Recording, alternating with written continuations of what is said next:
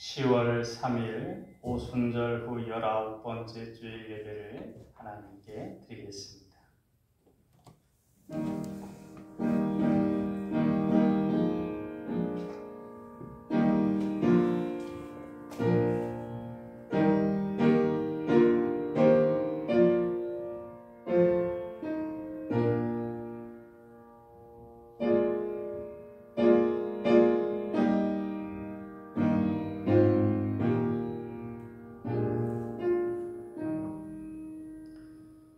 하나님이여, 우리가 주의 전 가운데에서 주의 인자하심을 생각하였나이다. 하나님이여, 주의 이름과 같이 찬송도 땅끝까지 미쳤으며 주의 오른손에는 정의가 충만하였나이다. 아멘. 우리 삶의 주인이 되시는 하나님 아버지, 저희들은 들풀과 같이 나약하고 유한한 인생인데 하나님의 무한하신 사랑과 권능으로 한 주간을 지켜주셨습니다.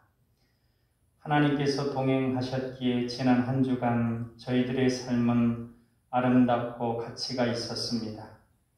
이처럼 우리 인생을 아름답게 만들어주시는 고마우신 하나님께 이 시간 저희들이 주일 예배로 영광을 드립니다. 이전보다 더욱 뜨겁게 하나님을 사랑하며 하나님만 의지하면서 예배하게 하옵소서. 살아계셔서 우리와 늘 함께 하시는 사랑의 예수님 이름으로 기도하옵나이다. 아멘.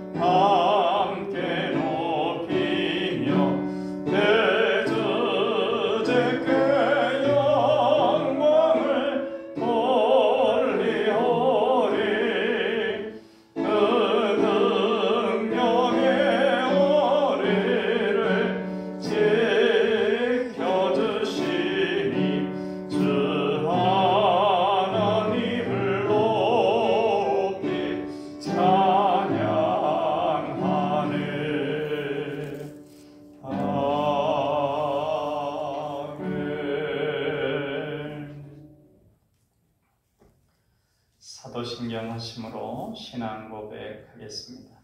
나는 전능하신 아버지 하나님 천지의 창조주를 믿습니다. 나는 그의 유일하신 아들 우리 주 예수 그리스도를 믿습니다.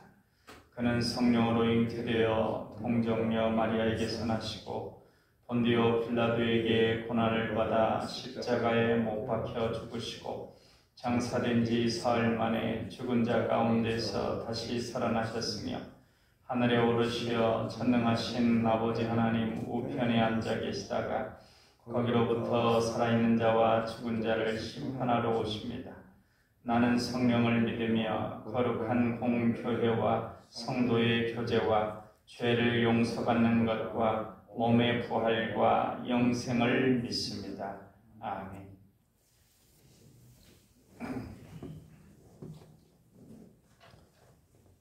성시 낭독은 시편 26편 말씀입니다. 주보 오른쪽에 시편 26편 1절로 12절까지 말씀을 같이 받들어 읽겠습니다.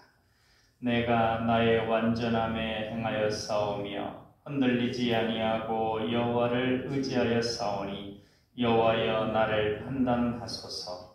여호와여 나를 살피시고 시험하사 내 뜻과 내 양심을 단련하소서.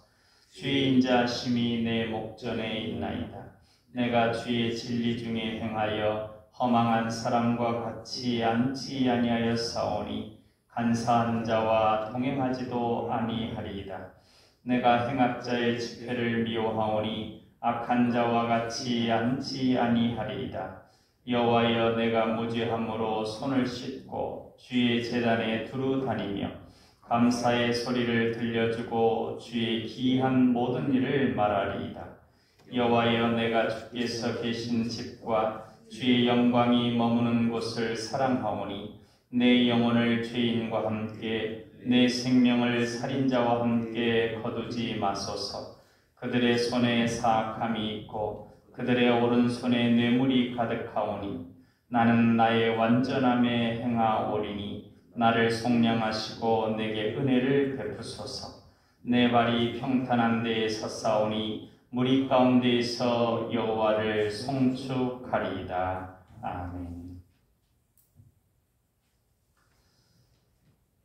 이 시간 우리 지난 한 주간을 되돌아보면서 우리 허물을 주님께 고백하는 기도를 침묵 속에서 드리도록 하겠습니다.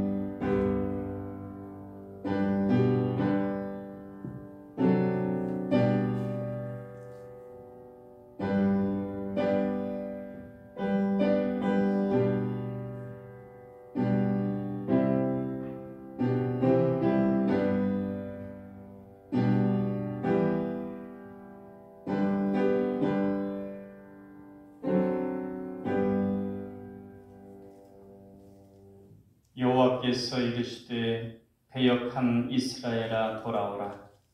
나의 노한 얼굴을 너희에게로 향하지 아니하리라. 나는 긍휼이 있는 자라. 너를 한없이 품지 아니하느니라. 여호와의 말씀이니라. 그러므로 이제 그리스도 예수 안에 있는 자에게는 결코 정죄함이 없나니 이는 그리스도 예수 안에 있는 생명의 성령의 법이 죄와 사망의 법에서 너를 해방하였음이라. 아멘.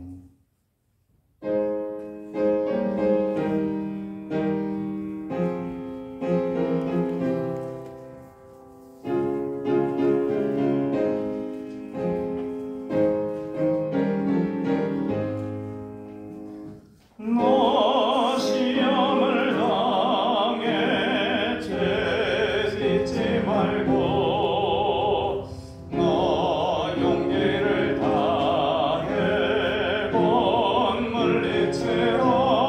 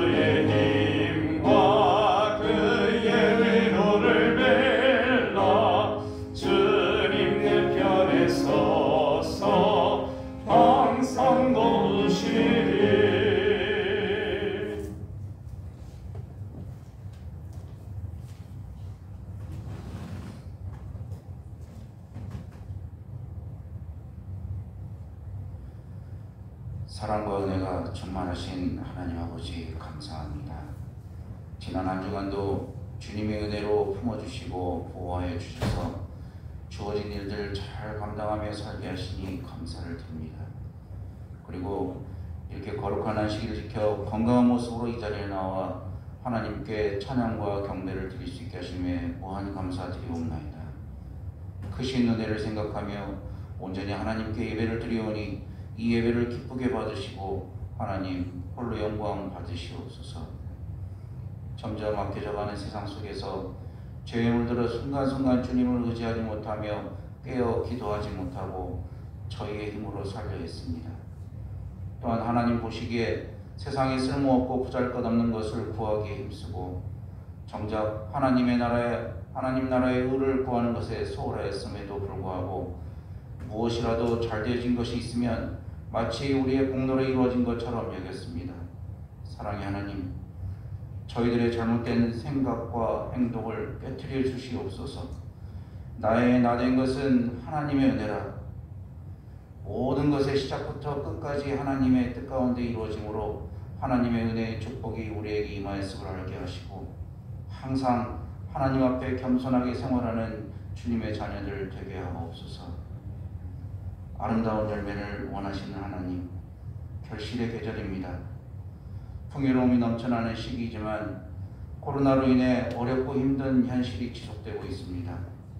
사랑의 주님, 고난과 고통 가운데에서도 나약한 저희들 하나님을 향한 믿음을 저버리지 않게 하시고 이 모든 것에 하나님의 뜻과 계획이 있음을 알게 하시며 하나님을 향한 감사 기도의 끈을 놓지 않도록 저희 믿음을 굳건하게 하여 주시기를 간절히 바라고 원하옵나이다. 정말 하루빨리 치료제가 개발되어 코로나 상황이 종식되어지기를 간절히 원합니다. 이 나라 이 민족을 이끌어주시는 하나님, 이 땅의 정치가 안정이 되고 경제가 다시 새롭게 부흥이 되며 새롭과 사회와 법과 질서 속에 바르게 잘 안정이 될 수 있도록 인도하여 주시기를 간절히 원합니다. 특히 내년에는 대통령을 뽑는 선거와 지방자치 지도자를 뽑는 선거가 있습니다. 두 선거를 통해 좋은 지도자들이 선출될 수 있도록 도와주시고 이 나라가 다시 새롭게 잘 다스려 나갈 수 있는 이 어려운 시기를 이끌어 나갈 수 있는 모두가 다 따를 수 있는 존경받는 지도자가 세워질 수 있도록 하나님 함께하여 주시옵소서. 사랑의 하나님, 100여년 전에 아버지의 뜻이 있어 주님의 능력으로 세우신 남강교회를 사랑하여 주시고 복음을 전파하는 사명을 감당하게 하여 주시니 감사를 드립니다. 앞으로도 100년도 주님 교회를 통해서 이 지역이 복음화되게 하시고 구원의 빛이 되게 하셔서 믿음과 소망과 평안을 주는 교회가 되게 하여 주시옵소서. 그리고 상가 임대와 운영이 잘 되어짐으로써 선교의 지경을 넓혀가는 교회가 되어줄 수 있게 하시옵소서. 오늘도 강단에 세우신 목사님에게 주님의 능력을 베풀어 주시고 말씀을 통하여 주님이 주시는 참된 평안과 기쁨을 얻는 시간과 치유 역사가 나타나게 하여 주시옵소서. 교회를 찾아 나올 때는 답답한 심령으로 나왔을지라도 돌아갈 때는 말씀을 통하여 치유받고 기쁘고 즐거운 마음으로 돌아가 우리의 이웃들에게 참 사랑을 실천하는 주님의 자녀들 되게 하옵소서. 이 모든 말씀 사랑의 주 예수 그리스도의 이름으로 기도드리옵나이다. 아멘.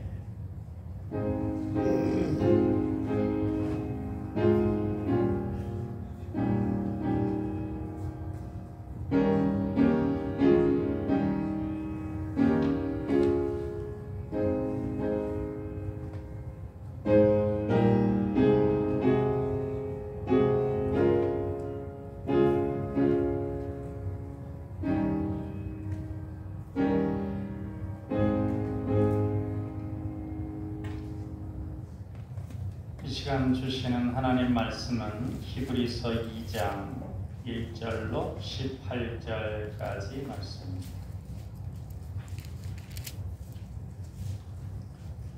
신약성경 354쪽에 히브리서 2장 1절로 18절까지 한 절은 제가 읽고 한 절은 같이 읽고 그렇게 받들어 있겠습니다. 그러므로 우리는 들은 것에 더욱 유념함으로 우리가 흘러 떠내려가지 않도록 함이 마땅하니라. 천사들을 통하여 하신 말씀이 견고하게 되어 모든 범죄함과 순종하지 아니함이 공정한 보응을 받았거든 우리가 이같이 큰 구원을 등한히 여기면 어찌 그 보응을 피하리요.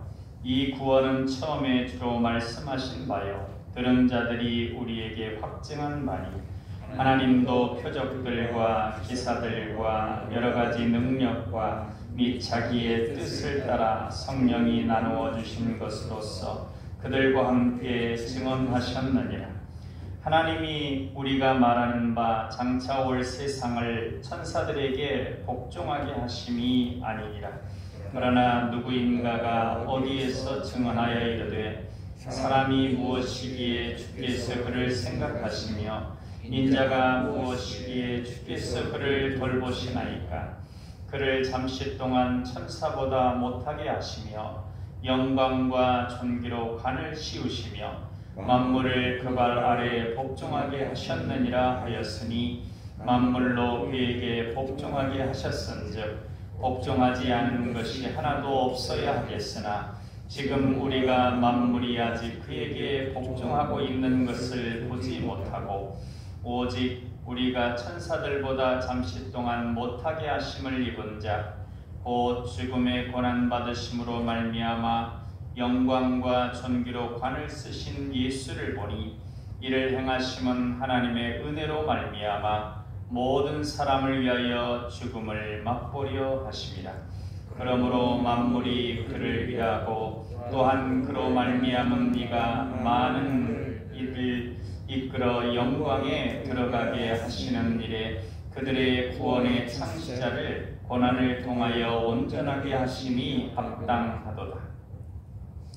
거룩하게 하시는 이와 거룩하게 함을 입은 자들이 다 한 근원에서 난지라.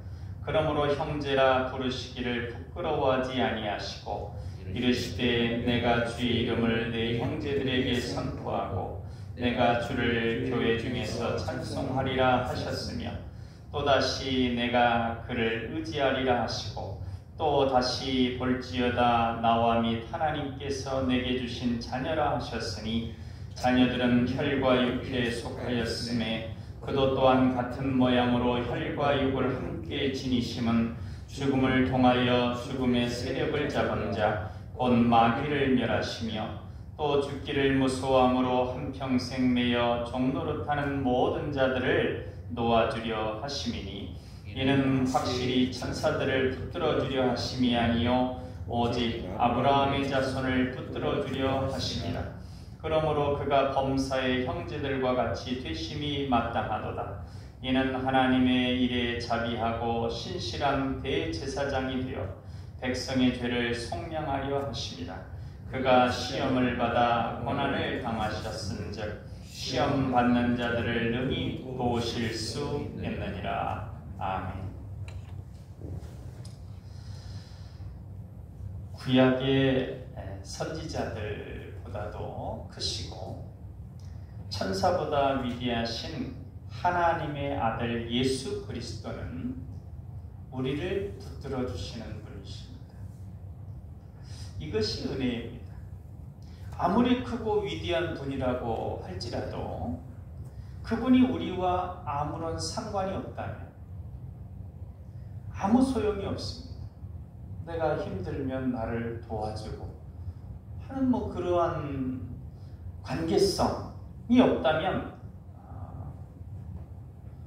우리가 생각하는 그 대상이 아무리 뛰어나고 훌륭해도 상관이 없습니다.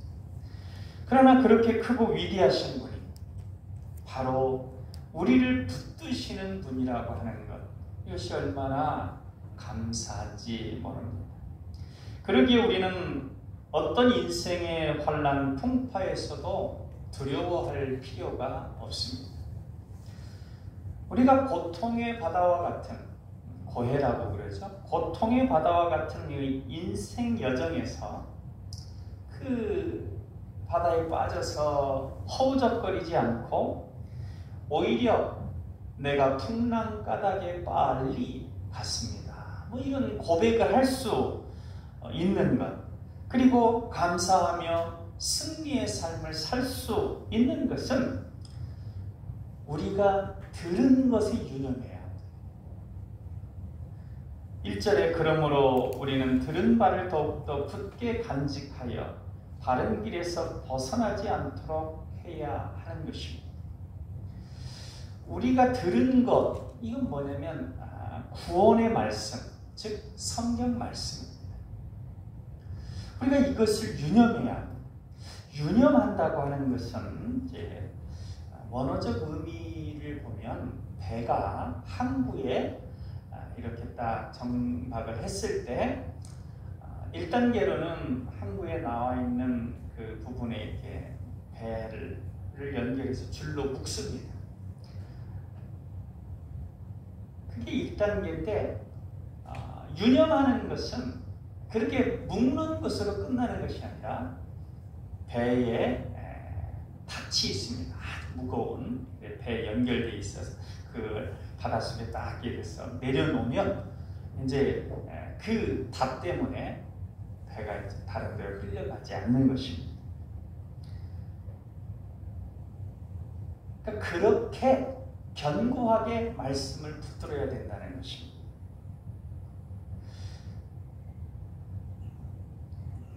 이게 그냥 묶어두기만 하면 뭐 묶어둬도 아주 단단하게 묶으니 괜찮겠다 하지만 풍랑이 계속 파도가 차고 그리고 이제 더 심해지면 막 줄을 막 팍팍 이렇게 하기 때문에 묶인 게 점점 느슨해져 가지고 풀려 나가지고 언제 어느 때 이제 한참 지나다 보면 참 망망대해로 이렇게 배가 떠내려가게 되는 것입니다. 그것처럼 우리가 말씀을 그냥 주일에 와서 보고 또는 내가 구원 받았을 때 뭐 기억했던 그 말씀들 그렇게 생각하고 그럼 내가 이미 연결돼 있으니까 그런 상태로만 내버려 두면 언제 떠내려갈지 모른다는 거예요. 닻을 내듯이 말씀을 깊이 묵상하며 자기 마음 안에 품고 있어야 더 환난의 시기, 어려움이 많은 시기, 풍파가 있는 시기에는 그것이 우리로 하여금 떠내려가지 않도록 붙들어 준다고 하는 것입니다. 예수 그리스도를 증거하는 이 말씀, 유념하여 닻을 내려야 예수 그리스도에게서 떠내려가지 않습니다. 그러지 않으면 떠내려간다. 그러니까 예수님에게서 멀어지는 것입니다. 예수님과 나와 연결되어 있던 것들이 풀려져 나가지고 처음부터 뭐 일부러 줄을 풀러가지고 나 예수님에게서 떨어질래, 나 한국에서 떠나갈래 그것이 아니고 그냥 자기도 모르는 사이에 점점 흘러 떠내려간다는 것입니다. 요즘처럼 인생 파도가 심할 때일수록 더욱더 우리가 들은 바 하나님의 말씀에 유념해야 예수님에게서 떠내려가지 않습니다. 유대인들은 이 구약 성경을 성경이 구약 성경, 신약 성경 되어 있는데 구약 성경은 천사들이 전해준 것이라고 생각을 했습니다. 무슨 모세나 엘리야나 뭐 이사야나 예레미야 선지자들이 전해준 것이지만 하나님께서 천사를 통해서 그 선지자들에게 전해주고 그 선지자들이 이제 전해준 것 그렇게 이해를 하고 있습니다. 그리고 유대인들이 나중에 포로로 끌려가죠. 나중에 이제 나라가 망하고 뭐 북이스라엘, 남유다, 공이 포로로 끌려갑니다. 그리고 그들이 포로로 끌려가서 깨닫는 것이 뭐냐면 우리가 하나님의 말씀, 이 율법의 말씀을 지키지 않아서 이렇게 징계를 받는다. 이렇게 믿었습니다. 실제로 율법 말씀을 지키지 않아서 벌을 받은 것입니다. 대표적으로 신명기 28장 같은 경우 보면 앞부분에 말씀을 잘 지키는 축복이 쫙 나오는데 그것보다는 더 배 이상으로 그걸 지키지 않았을 때 징계가 쭉 나오는 듯이 그대로 그들의 역사 가운데 율법을 지키지 않아서 징계를 받았습니다.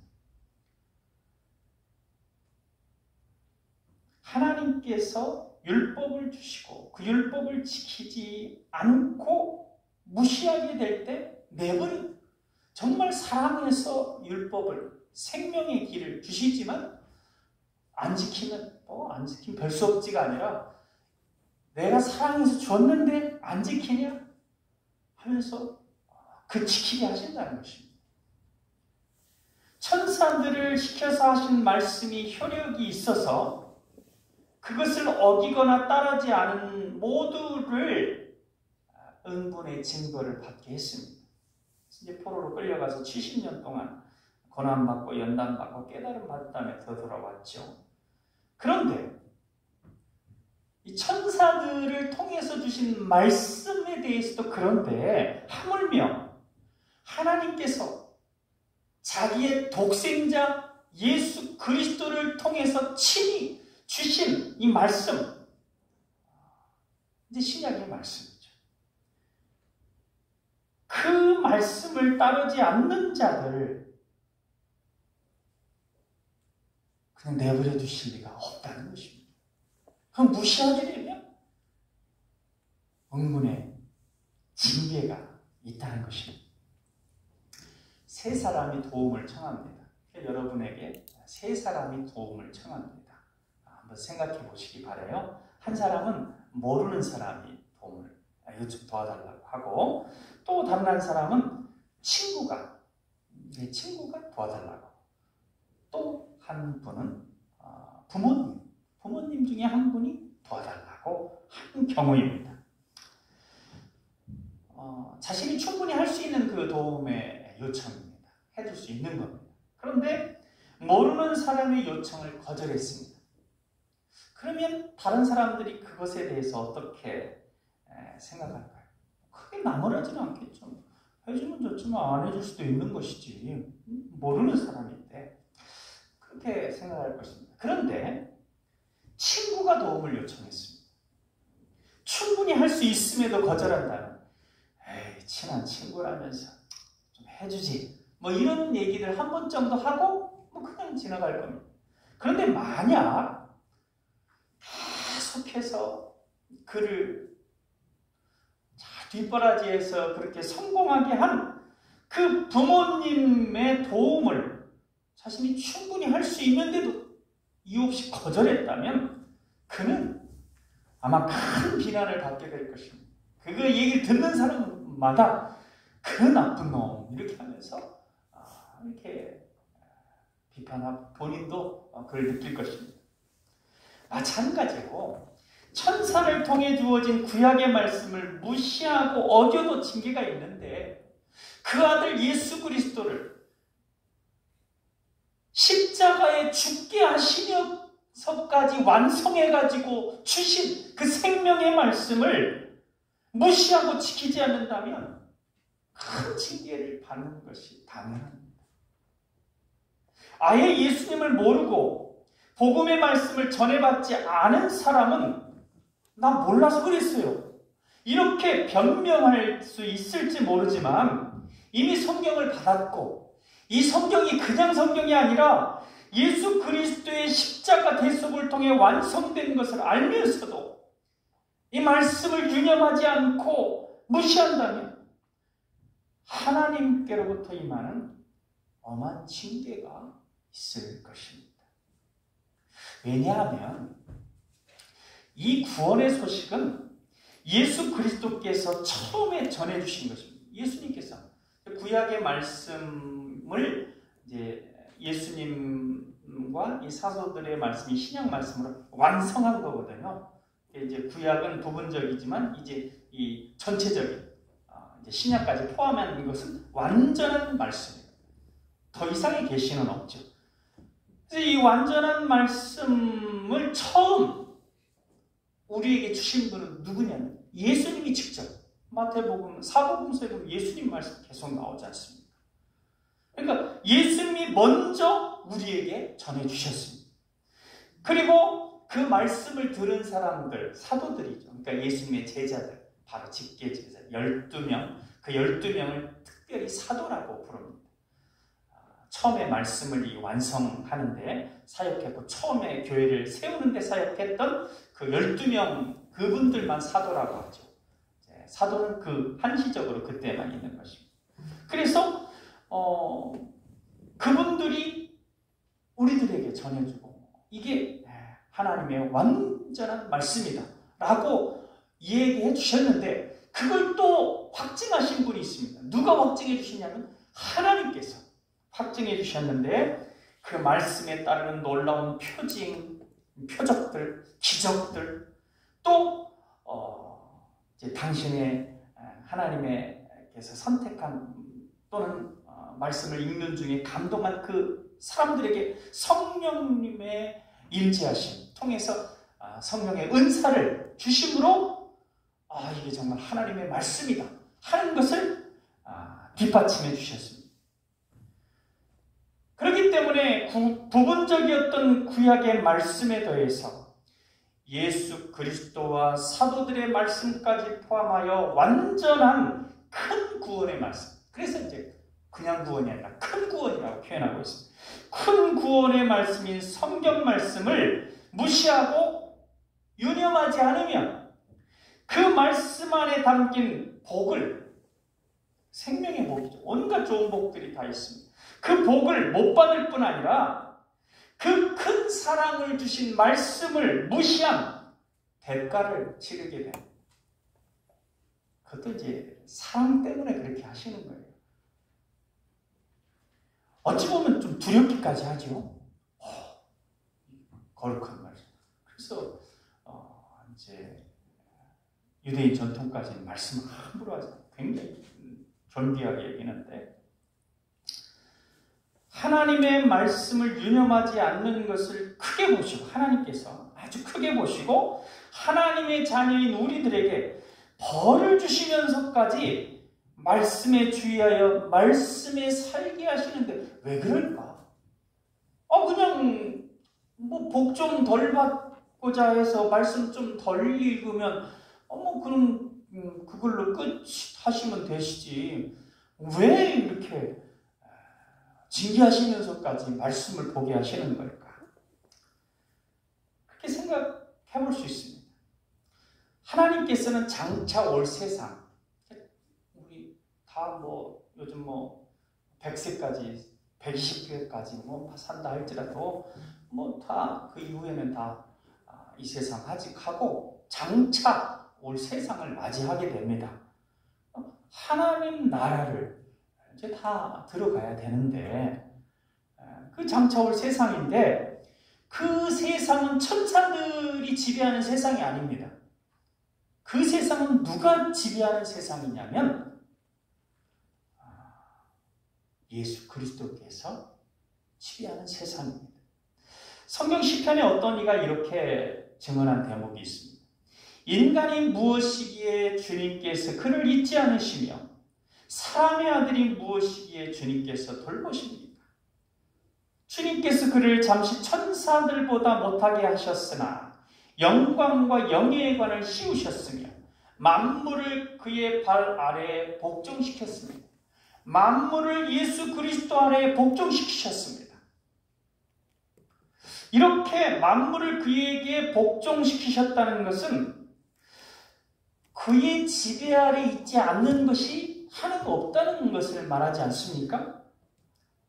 하나님께서 모든 것을 예수 그리스도의 지배 아래 있게 하였다는 것입니다.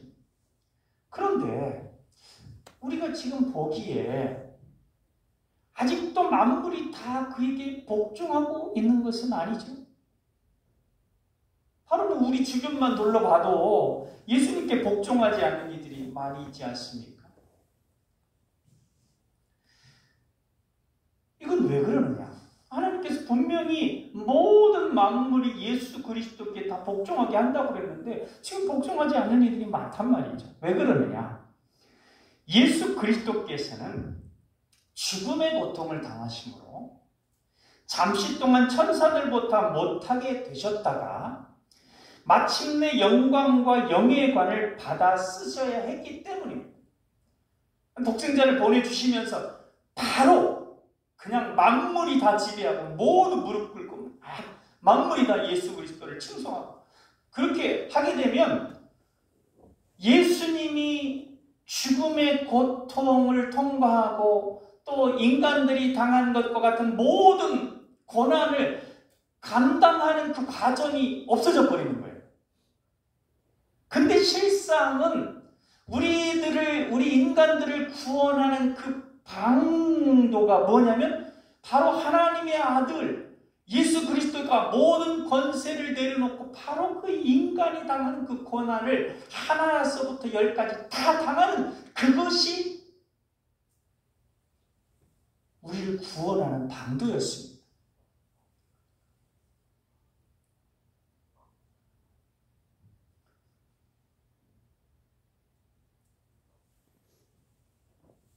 하나님의 은총이죠. 하나님께서 자신의 독생자를 그런 고난을 받게 하심으로 우리를 구원하시기 위한 것이니까 우리를 위한 은총입니다. 우리를 향한 은총입니다. 이처럼 예수 그리스도를 십자가에 죽게 하시면서까지 구원의 말씀을 그렇게 해서 완성하신 말씀입니다. 그래서 우리가 예수 그리스도를 믿으면 구원을 받는다고 하는 말씀이 진리의 말씀이 된 겁니다. 그래서 이 말씀을 완성하신 거예요. 그냥 말씀이 그냥 딱 주어진 게 아니라는 것이죠. 그런데 그것을 무시하고 그 말씀을 지키지 않는다면 하나님께서 그러한 이들을 그냥 내버려 두실 리가 없는 것이죠. 이걸 꼭 부정적으로만 볼 것이 아닌 것이 제가 한 가지 예를 들어드리겠습니다. 병든 자녀를 위해서 부모가 너무 아픈 거예요. 자녀가 힘도 없고 다 커서 이제 장성해서 막 직장도 잡고 막 그래야 되는데 시간이 힘도 없고 너무 아픈 거예요. 그래가지고 막 겨우 먹고 살 형편이었습니다. 그럼에도 불구하고 애써서 또 귀한 약은 비싸잖아요. 근데 귀한 약을 준비를 해서 이게 딱 그 아이에 맞는 약, 그 약을 준비해가지고 막 줄이고 힘들게 해서 그 약을 준비해서 아이에게 갖다 줬어요. 근데 그 병든 자녀가 그렇게 애써서 부모가 준비한 약을 먹지 않는다면 그 부모 심정이 어떻겠습니까? 때려서라도 먹이겠죠. 왜냐하면 그걸 먹어야 건강해지고 얘가 잘 살 수 있기 때문에 그 약을 먹어야 살기 때문에 그 약을 어떻게 해서든지 먹게 하려고 징계하고 때리고 훈계하고 온갖 방법을 다 동원하는 것입니다. 하나님은 만물을 창조하신 분이시고 만물은 그분을 위해서 있습니다. 그러니까 창조주 하나님을 위해서 이 온 만물이 존재하는 것입니다. 하나님이 뭐 창조해놓고 너 그냥 아무것도 아니다 나랑 아무 상관없어 그게 아닙니다. 창조하신 그 이 천지 만물은 이 창조하신 분인 하나님을 위하게 되어 있습니다. 그러므로 하나님께서 당신의 많은 자녀들인 우리들이 영광에 참여할 수 있도록, 영광에 참여한다는 것만이면 장차올 하느님 나라에 들어가게 된다는 것입니다. 그 들어갈 수 있도록 그들의 구원의 창시자예요. 그러니까 우리의 구원의 창시자, 그러니까 우리의 구원을 열어주신 분 누구십니까? 예수 그리스도. 그 예수 그리스도로 고난을 겪게 해서 그 예수 그리스도를 완전하게, 그래서 장차올 하나님의 나라에서는 모든 존재가 예수 그리스도의 발 아래 무릎 꿇게 되고 찬양하게 되고 복종하게 됩니다.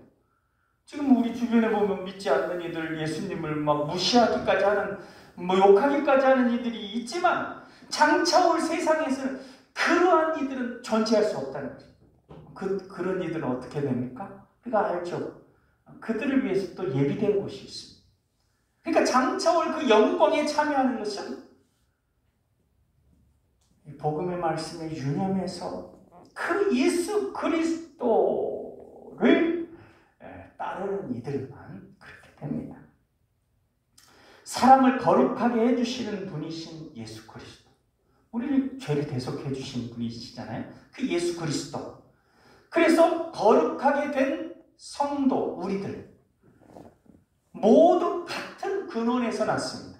어떤 근원에서 났습니까? 하나님에게서 났어요.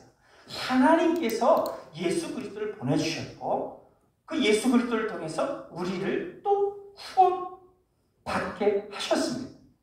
그래서 예수님께서는 꺼리낌 없이 예수님을 믿고 영접한 성도들을 형제라 부르시고 이렇게 말씀하셨습니다. 내가 당신의 이름을 내 형제들에게 선포하며 회중 가운데서 당신을 찬미하겠습니다. 나는 그분을 신뢰하겠습니다 했고 또다시 하나님께서 나에게 주신 자녀들이 나와 함께 여기 있습니다. 이렇게 말씀하셨습니다.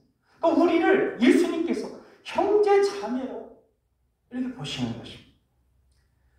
물론 하나님께서 하게 하신 것이지만 예수 그리스도께서 기꺼이 감당하시며 우리를 위해 하신 일은 십자가에서 우리를 위하여 고난당하심으로 우리 모두 구원의 천국문을 활짝 여신 그분을 따라 하나님 나라에 들어갈 수 있게 해주신 것입니다. 그리고 그분의 십자가 희생을 통하여 열린 구원의 길을 걸어가는 성도들인 우리들을 형제라 부르시고 차별하지 않으시고 남녀노소 빈부귀천 모든 것을 초월해서 단지 큰 구원의 말씀, 이 큰 구원의 말씀을 받는 모든 이들, 이 복음을 받아들인 모든 이들을 형제 자매라고 부르셨어요. 그래서 예수 그리스도를 믿음으로 하나님의 자녀가 되고 그분과 형제된 우리들은 함께 신앙하는 모든 이들을 형제 자매라고 부릅니다. 그래서 물론 이제 직책으로 부를 때도 있지만 또 다 따지고 보면 다 누구누구 형제님입니다. 저도 배국현 형제님이고 우리 장로님도 형제님, 권사님 자매님이고 다 모두 예수 그리스도 안에 형제 자매입니다. 그렇기 때문에 어떤 이유에서든지 교회 안에서 차별함이 있다는 거예요. 우리랑 좀 급이 틀리네. 급이 틀린 게 어디 있어요? 예수 그리스도께서 친히 이 땅에 내려오셔서 우리와 형제자매 했는데 그 다른 거 어떤 것도 상관없이 다 모두를 대상으로 형제 자매로 차별 없이 대해야 예수 그리스도를 따르는 길을 걷게 되는 것입니다. 예수 그리스도를 믿고 영접해서 하나님의 자녀가 된 이들은 우리들이죠. 피와 살을 가진 이들입니다. 천사들처럼 영적인 존재만 되어가지고 어떤 어려움도 초월하고 그런 존재가 아닙니다. 그래서 예수님께서도 역시 피와 살을 가지신 인간으로 이 땅에 오셨습니다. 그것은 그가 죽음을 겪으시고 죽음의 세력을 쥐고 있는 자 마귀의 일을 무효케 하기 위해서요. 혹시 오징어 게임 많이 들어보셨고 이제 보셨을 분도 있으시겠지만 그 내용이 이제 아주 빚에 시달려고 힘들어하는 사람들을 모아가지고 한 456명 모았는데 우승자에게 그 456억을 다 주는 겁니다. 그런데 이제 한 6가지 정도 게임을 하는데 게임에 게임에서 진 사람은 탈락합니다. 근데 탈락이 그냥 다음 게임 못 나가는 게 아니라 죽는 겁니다. 그러니까 이제 보통 생각할 수 있는 게 아니죠. 근데 그 오징어 게임에 보면 그게 이제 어떤 돈이 많은 몇몇 사람들이 인생 살다가 권태감을 느껴가지고 어떻게 재미를 누릴까 하다가 그런 걸 만든 거예요.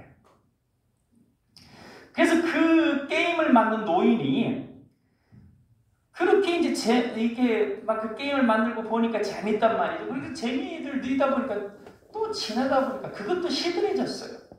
그래서 더 큰 재미를 누리려고 자기가 이제 자기 어떤 그 호스트 이제 그 최종 권위자를 그 모든 권위를 다 내려놓고 그 게임에 뛰어듭니다.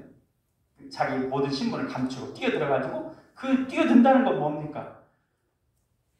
조금만 실수하면 죽을 수 있다는 거거든요. 천지 만물을 주관자 되시는 하나님의 아들 예수 그리스도께서 이 땅에 오신 것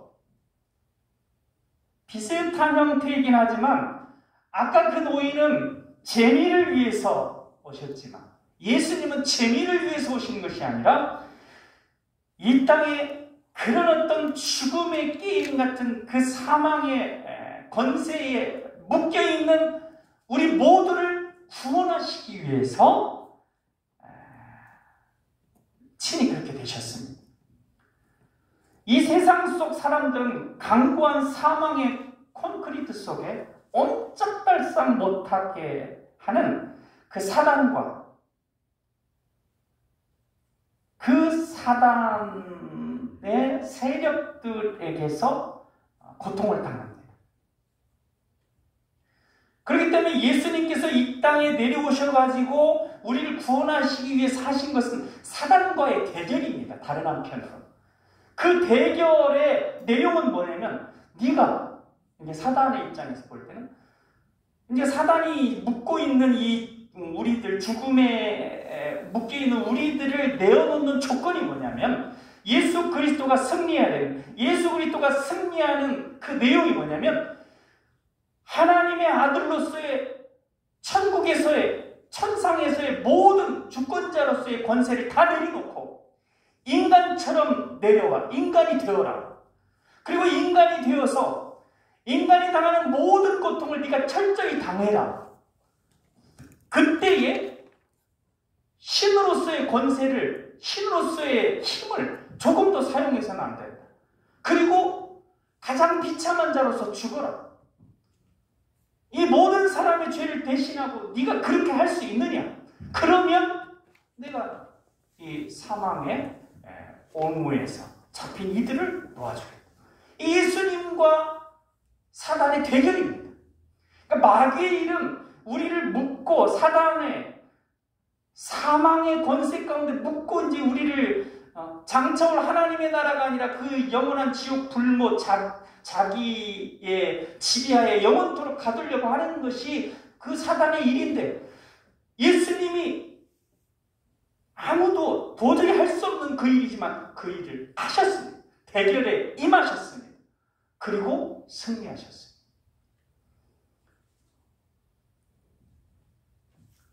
고통의 바다 같은 이 세상의 고생뿐 아니라 죽어서도 영원히 사단의 종이 되어 고통당할 운명의 인간들을 대표해서 예수 그리스도께서 사단과 대결했습니다. 그 대결에서 예수님은 승리하셨고 그로 인해 우리는 구원을 받게 된 것입니다. 사단의 일이 멸해진 것입니다. 이 세상 속에서도 사망의 감옥에 갇혀서 살아가는 것에서 해방되어서 생명의 성령의 법 아래 살게 되었습니다. 죽어서는 하나님 나라에 들어가게 됐습니다. 우리를 벌레보다도 못하게 영원히 놀이개로 삼으려는 사단의 올무에서 해방시켜 주신 것입니다. 예수님께서 우리를 위해 그렇게 하셨어요. 그러면서 이 완성한 말씀이 이 큰 구원의 말씀입니다. 일생 동안 죽음의 공포 때문에 종노릇하는 사람들을 해방시키시려고 하나님의 아들인 예수님께서 직접 죽음의 공포를 경험하셨던 것입니다. 그래서 예수님께서 그런 모든 일들을 감당하시고 그래서 붙들어 주시려고 한 대상은 천사가 아닙니다. 영적 존재들이 아닙니다. 바로 약하고 연약하고 보잘것없는 우리들을 구원하시고 붙들어 주시기 위해서 그렇게 하신 것입니다. 그래서 예수님은 모든 부분에서 우리와 같아지셔야만 했습니다. 그것은 나약하고 힘없는 우리 인간을 대표하기 위해서 우리와 같아지셔야 했기 때문입니다. 하나님 앞에서 고통받는 인간을 구원하는 자비롭고 성실한 대제사장이 되셔서 우리들의 죄를 대속하시기 위해서 그렇게 이 땅에 오셨습니다. 예수님께서 가장 위대한 신으로서의 모든 권세를 내려놓고 몸소 인간이 되어 시험을 받으시고 고난을 당하셨기 때문에 사단이 인간을 그의 사슬에서 풀어놓을 수밖에 없었습니다. 대결에서 졌기 때문에. 예수님께서도 그 대결에서 졌다면 그 모든 것을 다 잃어버리는 것입니다. 누가 그런 대결에 임하겠습니까? 그러나 우리를 너무 사랑하시기 때문에 그 대결에 임하신 것입니다. 그래서 예수님은 당신이 직접 모든 시험과 우리들이 당할 수 있는 인간 이 인생 가운데 겪을 수 있는 모든 시험과 고난, 종류는 뭐 다 아닐지 몰라도 그 정도에 있어서는 가장 극심한 고난을 받으셨기 때문에 같은 시험과 고난을 받는 우리들을 도우실 수 있습니다. 우리들은 예수님을 따라 하나님 나라를 향하여 걸어가고 있습니다. 우리 힘만으로는 시도도 할 수 없었던 구원의 길을 걷게 되었습니다. 이 길을 성공적으로 완주하려면 큰 구원의 모든 계시가 담긴 성경 말씀을 유념해야 합니다. 그 말씀을 늘 가까이 하여 그 말씀대로 살아야 승리할 수 있습니다. 성경 말씀은 구약 말씀이든 신약 말씀이든 다 예수 그리스도에 대한 말씀입니다. 오실 예수 그리스도에 대한 예언이 구약이고 오신 예수 그리스도에 대한 예언이 신약의 말씀입니다. 이 큰 구원을 우리는 귀히 여겨야 합니다. 소중히 여겨야 합니다. 그래야 우리는 우리를 붙드시는 주님으로 인하여 우리를 다시 종 삼으려는 사단의 모든 시도를 물리칠 수가 있습니다. 히브리서의 수신자들이 개종한, 그러니까 예수님을 믿은 유대인들이었는데 배교에서 다시금 사단의 종이 된 이들, 또 계속된 환난 핍박으로 인해서 막 흔들리고 있는 외적인 핍박, 박해, 또 내적인 갈등 이런 것들을 흔들리고 있는 이들 속에서 힘들어하는 이들에게 쓰여진 책인데 우리들도 같은 상황에 있는 것입니다. 그들의 상황과 우리의 상황이 크게 다르지 않습니다.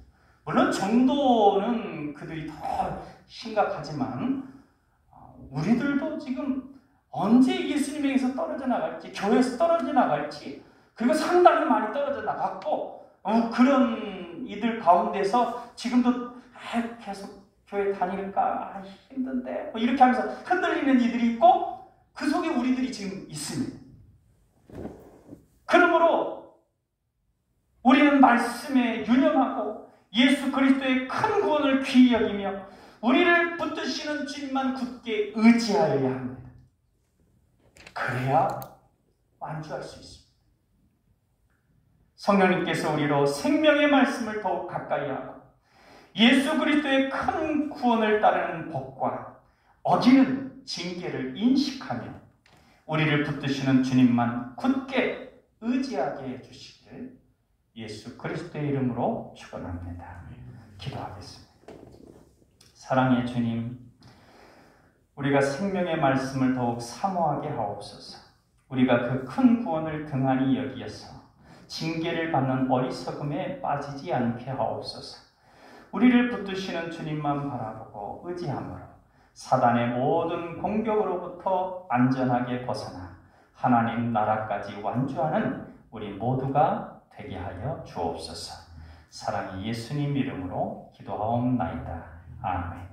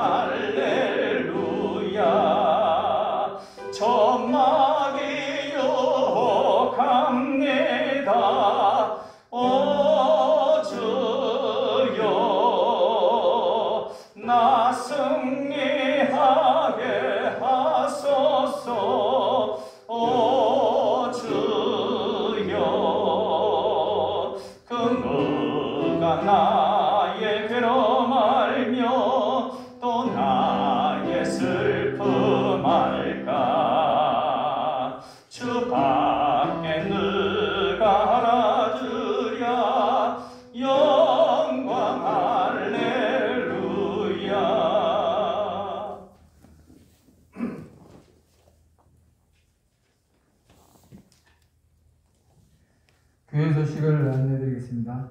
말씀과 기도로 하루를 시작하고 마무리하는 복된 삶이 되도록 새벽 말씀 묵상과 저녁 성경 통독을 위한 기도회를 잘 할 수 있기를 바랍니다. 교회 상가의 임대와 운영이 잘 되어 우리 교회가 더욱 복음 선교와 사랑의 섬김에 힘쓰는 교회가 되도록 기도해 주시기 바랍니다. 이상입니다. 우리 앞뒤로 인사 나누시겠습니다. 사랑합니다. 사랑합니다. 건강하세요.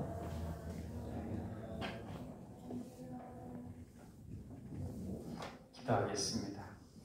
하나님의 약속은 얼마든지 그리스도 안에서 예가 되니 그런즉 그로 말미암아 우리가 아멘하여 하나님께 영광을 돌리게 되느니라. 아멘.